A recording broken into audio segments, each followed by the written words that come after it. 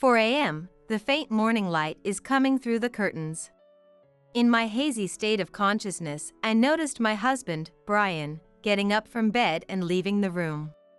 I could faintly hear the sound of a newspaper delivery person riding their bike somewhere far away. In the gaps between those sounds, I heard my husband, Brian, quietly going upstairs. What, Brian? Why is he going upstairs? Upstairs, there's only the room where Brian and I store our clothes and our high school-aged granddaughter Emma's room. At that moment, I was still half asleep, and I thought, oh, Brian must be getting up to use the bathroom like he usually does at night. So I didn't think much of it and fell back asleep. The next moment I regained consciousness, my alarm clock by the bed was ringing loudly. It was a usual morning, a typical Sunday. Today, I had a day off from work, so I started doing household chores in the morning. Brian came out of the bedroom, changed into his running clothes, and began doing some light stretches at the corner of the living room. Hey, weren't you up pretty early? Huh? Oh, yeah, I woke up in the middle of the night to use the bathroom. After that, didn't you go to Emma's room? It was around 4 a.m., right? He didn't look at my face. After finishing his waist stretches, he quickly left the house. Emma came down from the second floor as he was leaving. Her bangs had grown down to her eyes, hiding them, but the dark circles under her eyes were noticeable. Good morning. Hey, did Brian come to your room this morning? Huh? Yeah, I'm sorry. Why is she apologizing? Emma sat down on a chair, hunched over, staring at the empty table. She seemed tired. Sensing the atmosphere that I shouldn't talk to her, I silently handed her a cup of tea. Then I went to the bathroom and started checking the laundry in the basket for the day, piece by piece. My routine. If there's a tissue left in a pocket, it would be a disaster. But the moment I picked up Emma's pajamas, I froze. What is this? My name is Sophia. I live with my husband, Brian, and our granddaughter, Emma, who is the child of our deceased son and his wife. Brian and I are both tutors, and we met at work. Brian used to tell me how he struggled with his studies when we first met. He passionately talked about how he didn't want his students to repeat his mistakes, so he dedicated himself to teaching them. I don't care if I'm disliked. The strong spirit that comes from strict guidance will surely help them in society. He often shouted at students. He would make them stay after school until they solved their problems. If they forgot to submit their homework, he would scold them loudly. In my younger days, I thought he was a wonderful person who cared deeply about his students. But that was 14 years ago. A parent of one of his students filed a complaint about his teaching methods. The principal called him into his office and told him that his teaching was excessive. In the end, Brian was forced to quit his job without being able to defend himself. He tried to find another job, but no place recognized his talents. At that time, Brian was 54 years old. He didn't have the courage to try a different type of job. Eventually, Brian stopped looking for a job and stayed at home.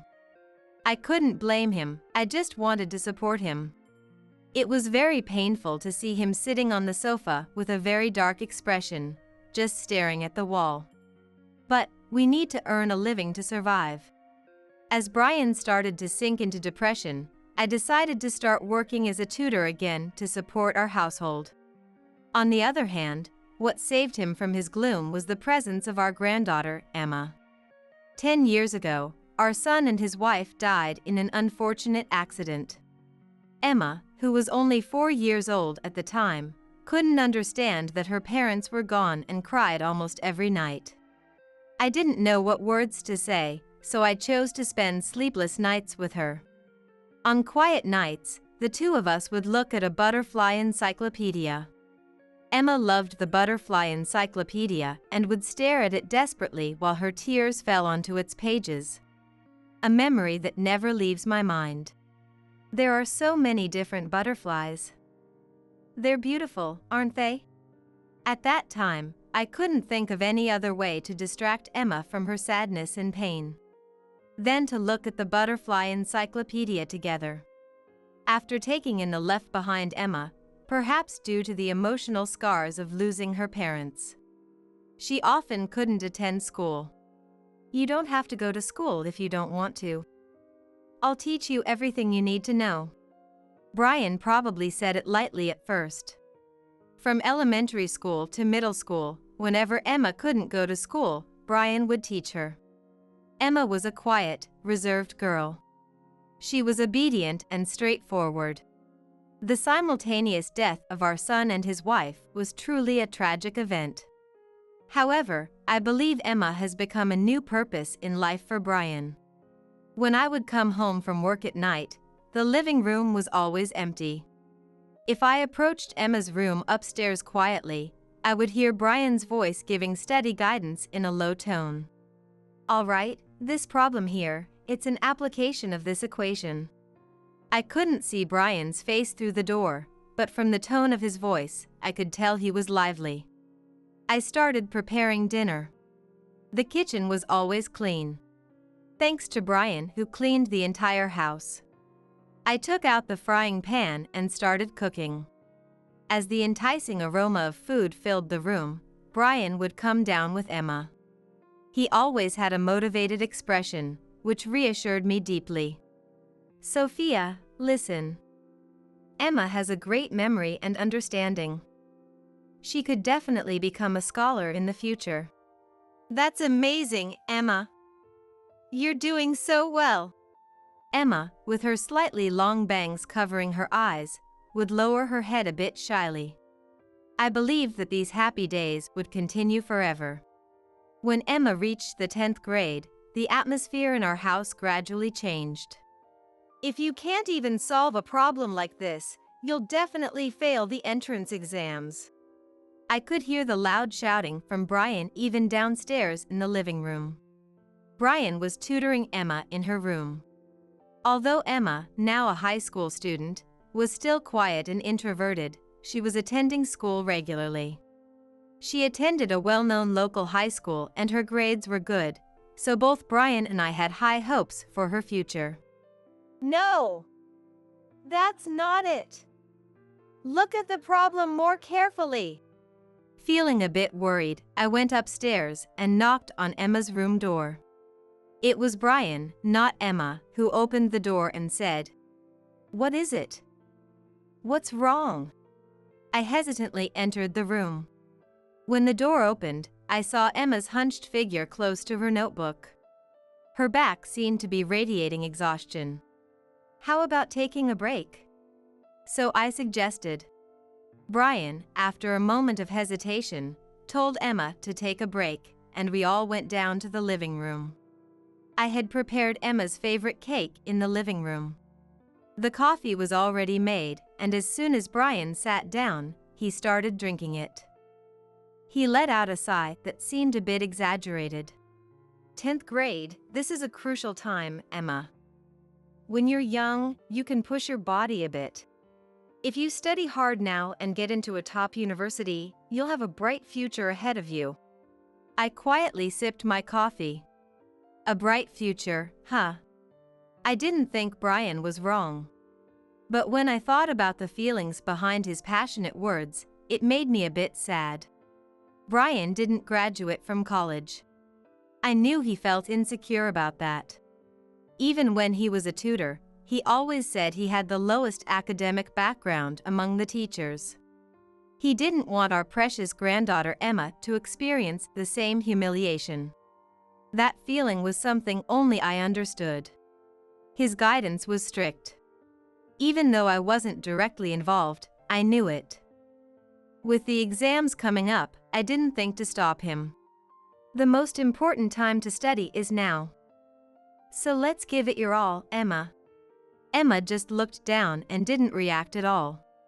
She didn't even touch the cake she usually loved, clenching her hands under the table. I noticed her biting her lip. Emma, what's wrong? Nothing. Emma said in a slightly hoarse voice. Emma had always been introverted and had a hard time expressing her feelings. After eating half of the cake, she said she'd save the rest for later and put it in the fridge. She poured herself a cup of tea and started heading back to her room upstairs when Brian stopped her. "Make sure to solve up to problem 20 in the workbook. I'll come check in an hour." Emma didn't respond verbally, but nodded slightly to show she understood. She seemed a bit down. Emma had always loved studying since she was little. She used to proudly show off her perfect test scores with a big smile to Brian and me. Maybe she's just tired, I thought, and considered taking her shopping for a change of pace when we had some free time. One night, I woke up when Brian, who was sleeping next to me, got up and quietly opened the door to go out into the hallway. It was 4 a.m., and faint morning light was filtering through the curtains.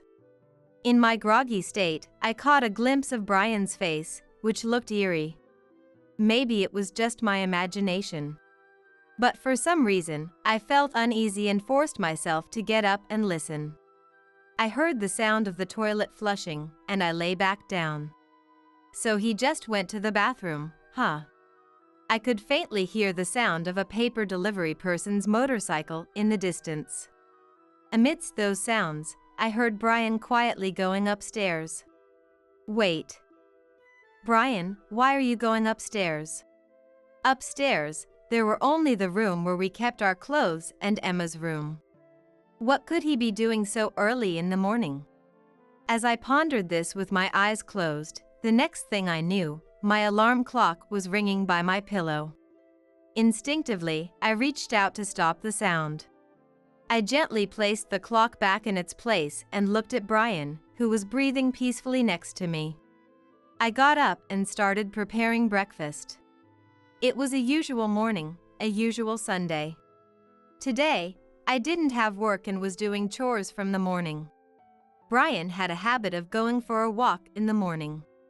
Brian, who had come out of the bedroom, changed into his running clothes and started stretching at the edge of the living room. I placed the newspaper I had picked up from the mailbox on the table and casually asked Brian, "Hey, weren't you up quite early?" "Huh? Oh. I woke up in the middle of the night to go to the bathroom." "Then, you went to Emma's room after that, didn't you?" "It was around 4 a.m., right?" Brian is doing his back stretches without looking at me. "I was just helping her with her studies." Helping with studies? At 4 a.m.? I found it odd, but Brian finished his stretches and quickly left the house. As he left, Emma came down from upstairs. Her bangs covered her eyes, but I could see dark circles under them. "Hey, you've been studying since early morning? Are you feeling all right?" "Yeah, sorry." I'm not blaming her, so why is she apologizing? Emma sat down, slouched, staring at the empty table. She looked exhausted. She must have been studying all night and finally took a break. I thought she might not want to be disturbed, so I silently placed a cup of tea in front of her. I then headed to the bathroom and started sorting the laundry, checking each piece one by one. It's an old habit of mine. My late son used to leave tissues in his pockets, and it often ruined the laundry. No one does that anymore, but habits die hard. When I picked up Emma's pajamas, I stopped. "What is this?" There was a faint red stain, like blood, on the sleeve of the polka-dotted pajamas. Turning it inside out, I found more blood on the back. I pondered for a moment before throwing the clothes into the washing machine. We have a balcony on the second floor for drying clothes, but thinking it would be hard to climb the stairs as we get older, we added a wooden deck last year. Now, I can step out of the living room and hang the laundry easily. And the deck's edge is perfect for sitting, where Emma is now seated. Despite the summer heat, Emma quietly sits there, sweating on her neck, gazing at the garden. The garden is a bit wet. Emma must have watered it to cool things down. Emma, it's hot out here. Why don't you come inside? No. I'm waiting. Waiting? For what? The droplets on the neatly mowed lawn shimmer in the light. Emma doesn't answer my question, and I finish hanging the laundry before sitting next to her, looking at the garden. Emma. I saw blood on your pajamas. What happened? I asked casually. I thought maybe it was just a nosebleed or something. But Emma's expression immediately changed. She looked at me in shock and fear, then hugged herself and started trembling. What? What's wrong? What happened? Seeing her sudden change, I quickly touched her shoulder. Emma grimaced and shook my hand off. Don't touch me! I was just confused. After a moment, Emma silently rolled up her t-shirt sleeve. Wait, is that? Her shoulder was bruised, turning purple. Showing me that painful bruise, she began to cry. I immediately hugged her and stroked her head. We stayed like that for a while, without seeing each other's faces, until Emma, in a raspy voice, began to talk about how Brian had been coming to her room every morning for the past month. It wasn't just one morning, it was every morning. Brian would bring problem sets he created and wouldn't let her go out until she solved them, scolding her if she didn't. When I was at work, he would force her to study harshly and hit her arms and back if she got answers wrong. I'm the one at fault. I'm sorry. I have to finish the workbook before Grandpa gets home. Emma pulled away from my arm and stood up from the wooden deck, heading back to the room, so I grabbed her arm to stop her. She looked down at me with a frightened expression. I knew Brian was passionate about education. I also knew his teaching style was always intense, pushing the other person to their limits. But I didn't realize he was using physical punishment. I never imagined he would force his own granddaughter to study so harshly that it would leave bruises on her body. Holding Emma's arm, I started to cry. You must have been so scared, so hurt. The thought of what Emma must have been feeling while sitting at that study desk always brought tears to my eyes. I'm sorry. I'm so sorry, Emma. I'm sorry. I'm so sorry. I held Emma's hand tightly and apologized to her. The melody of the wall clock announcing the time rang out from the living room. I lifted my face, quickly wiped away my tears, stood up, and holding Emma's hand, I returned to the living room.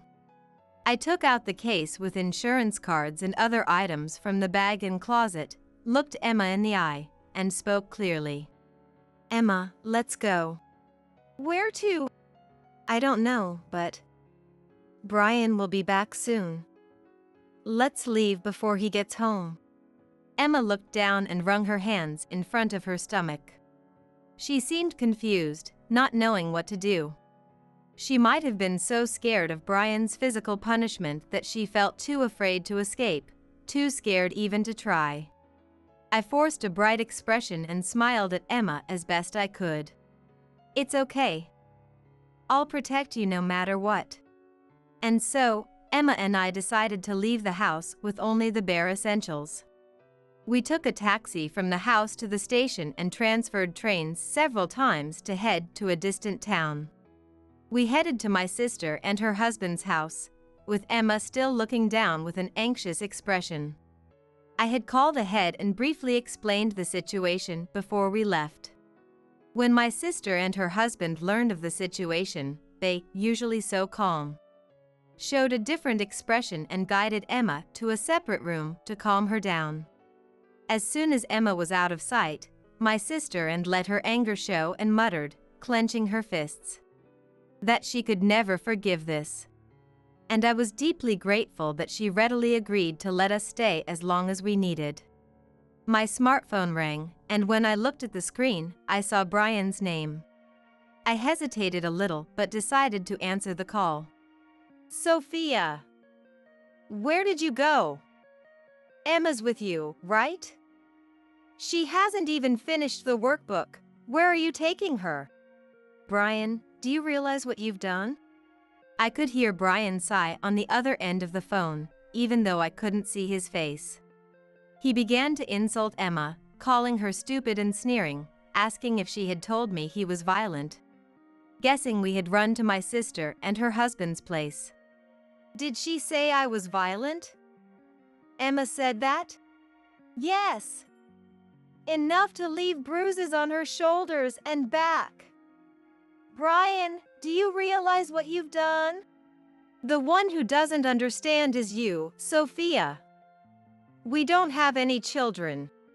She is the only one we can rely on in our old age.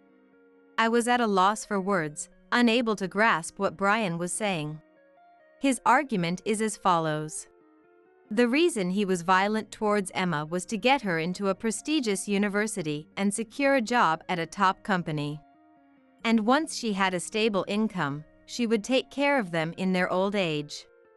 He fervently argued that this pain was necessary for her to not only excel academically but also to become mentally strong. I was speechless at his words, which seemed insane. You hurt Emma for that reason? Brian, this is pointless over the phone. I'm coming over there. I'm taking her back. With an audible, excited breathing, the call ended. I dropped my shoulders and put my smartphone back in my bag. No matter which mode of transportation I used from my home to my sister and brother-in-law's house, it would take 2 hours. Even if Brian hurried, I felt there was still plenty of time.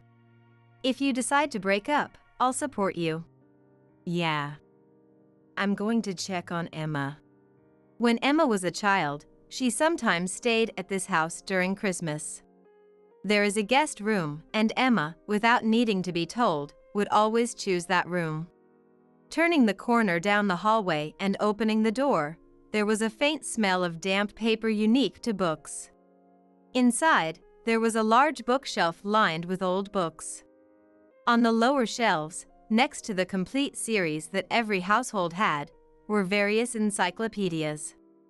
Emma had fallen asleep by the window, leaning against it with a thick butterfly encyclopedia open. She must have been really tired. For now, I'll let her sleep peacefully. Without saying anything to Emma, I returned to the living room, where and prompted a discussion about what to do next. I can't forgive him. Hurting Emma, for any reason, it's absolutely unforgivable. No matter what Brian says about remorse or regret, I can't bring myself to forgive him. My sister and her husband listened to me with serious expressions. Maybe it included some daily complaints. Starting with my dissatisfaction with Brian, who had been unemployed for over 10 years. His extreme educational policies, and my own inability to stop him. I confessed everything in front of my sister and her husband as if I were repenting. After a while, the doorbell rang. And answered it, and Brian, apologizing, handed over a box of cookies. Brian's expression darkened when he noticed me. Come home, Sophia, he said quickly. I'm going to stay here for a while, and I'm divorcing Brian. What? Is it because I was strict with Emma? He used the gentle expression strict because my sister and her husband were present. In response, I didn't correct him strongly. But I could never bring myself to forgive him, and I felt such hatred towards Brian that I didn't even want to see his face. He stood silently in the doorway. Looking at his palms, he eventually gave a bitter smile. Emma doesn't have parents. We are her parents. Not making a child study is a parent's sin. If Emma's grades are bad, there's no one else to blame. What are you saying? I don't understand at all. Everything was for Emma. I know Emma hates me. But, Sophia, will you reject me too? Will I be alone again, like back then? Yes, 14 years ago, he was fired from his tutoring job because just one parent of a student complained. He was depressed and in pain. Emma was the one who saved him from that darkness. Maybe Emma was desperately trying to shine a light on Brian's heart. I looked up and tried to walk towards Brian at that moment and grabbed my arm. Her expression was severe and suspicious. "That's enough. We're not talking about being disliked or anything like that. We're focusing on the violence that left bruises. And the others have nothing to do with this, right?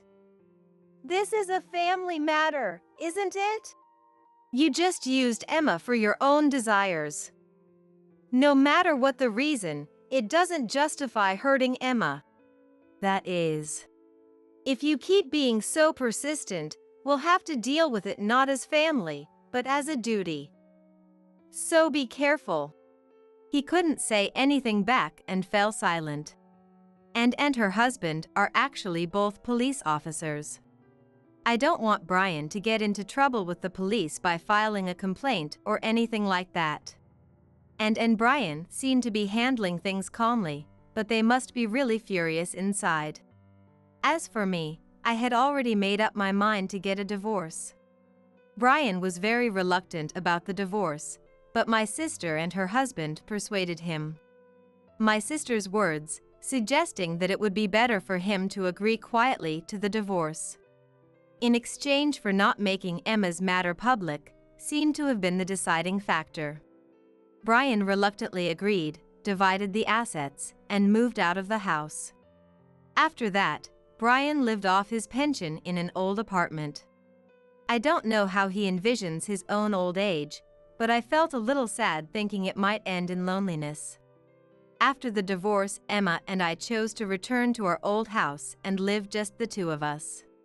When I reassured Emma that she didn't have to worry about studying for exams, she looked genuinely relieved. However, possibly due to the emotional trauma, she hasn't been sleeping well at night. For now, she is going to counseling, and we'll take our time figuring out what to do next. Whether it's going to college later or getting a job, it's okay. If she doesn't want to do anything, that's fine too. Emma is still young, and it's okay for her to keep searching until she finds an answer. This year, another hot summer has arrived. Emma sat quietly on a cushion placed on the sun-heated wooden deck, looking out at the garden. I watered the various plants surrounding our house with a hose. "It's hot, isn't it? Why don't you come inside?" "It's okay. I'm waiting here." I was about to reflexively ask waiting for what, when Emma stood up, her eyes wide open. She quickly put on the sandals nearby and walked toward the garden, looking at the sky. Her heels were sticking out of the worn-out sandals. When did she grow up so much? In Emma's line of sight, 2 black butterflies were fluttering around and then resting on the grass, drinking water. Every summer, the swallowtail butterflies come to drink water. They occasionally come from the forest near our home. As Emma approached the butterflies, they circled around her a few times, and then landed on the ground again to drink the water droplets. "Hey, Grandma." "What?" "Please, live a long life." I gently embraced her as she stood there. Her frail body made me think I need to feed her more delicious food. Someday, I will leave this house before she does. In such a future, what can I do now to make sure Emma is as little sad as possible?